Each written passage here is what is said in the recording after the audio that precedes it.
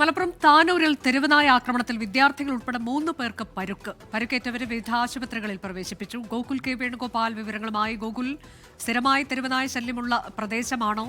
ഇതിനൊരു പരിഹാരം വേണമെന്ന് നാട്ടുകാർ ആവശ്യപ്പെടുന്നുണ്ടല്ലോ.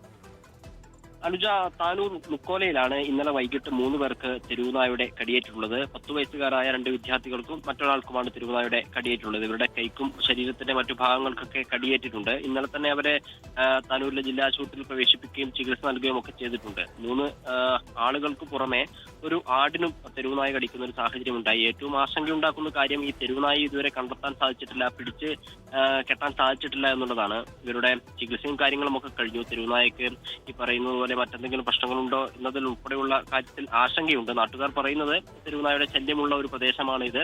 പരിഹരിക്കാൻ ആവശ്യമായിട്ടുള്ള നടപടികൾ മുനിസിപ്പാലിറ്റി ഭാഗത്തു നിന്ന്, അധികൃതരുടെ ഭാഗത്തു നിന്ന് ഉണ്ടാവണമെന്നാണ്.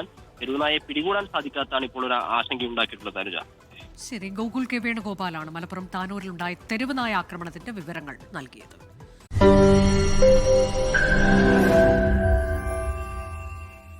ലോകത്തെവിടെയായാലും ഏത് സമയത്തും 24 വാർത്തകളും ഓഗ്മെന്റഡ് റിയാലിറ്റി പാക്കേജുകളും എക്സ്പ്ലെയിനറുകളും വിശദമായി കാണാൻ ഞങ്ങളുടെ യൂട്യൂബ് ചാനൽ നിങ്ങൾക്ക് സബ്സ്ക്രൈബ് ചെയ്യാം.